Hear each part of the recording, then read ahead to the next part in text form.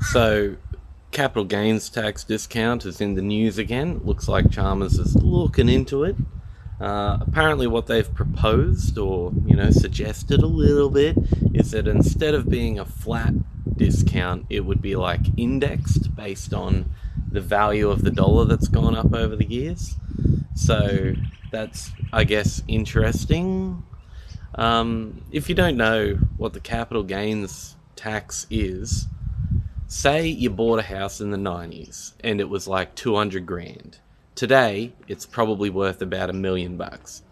If you sell it, the capital gains is the difference in value for the asset, right? So you bought it at 200, you're selling it $1 million, that's an $800,000 gain. That gets added to your income tax for the year.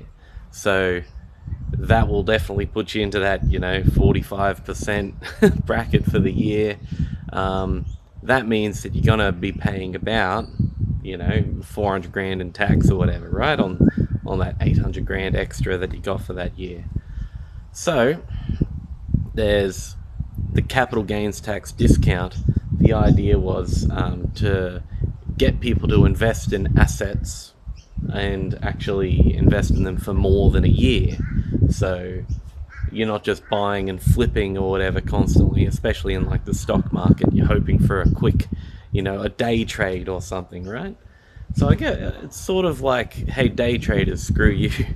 But what it did for housing is people would buy houses, and then when they sell it, instead of paying $800,000 added to your income for the year and getting taxed on that, they would only add, half of it, 400,000. So that's a big deal. I mean, again, at 45% of that, it's like half of half. It means that you'd only end up paying, like 25% of the increase in tax for that year, right? So, that's that's a very good deal for investors. And consider that for that 20 years or whatever, presumably you're getting rent. So not all stocks pay dividends or whatever, right? So yeah, for a lot of investors, this is a really good and obvious way to get money. Another thing, though, is coupled with negative gearing. If you're paying the interest on a house, the interest can be tax deductible. So you can get an interest-only loan to service your property, and then the negative gearing says that since you're only paying interest on the loan, the whole loan repayment value is tax deductible the whole time. So essentially you're paying like 55% because about 45% would be deducted or whatever, right, from your tax.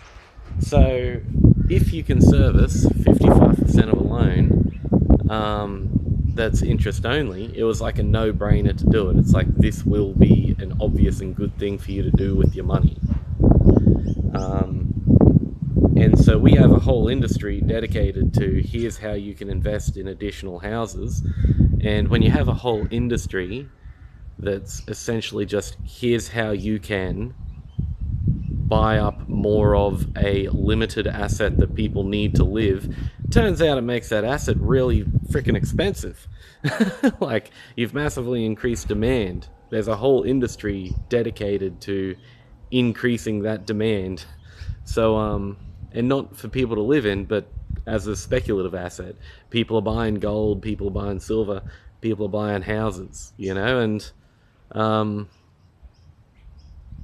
yeah.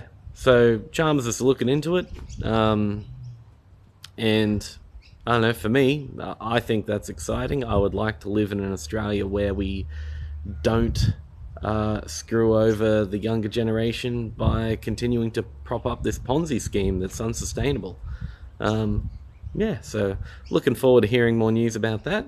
As always, Australian unions have been pushing for it, so it's probably going to be incorporated into the Labor Party platform. Cool. Till next time.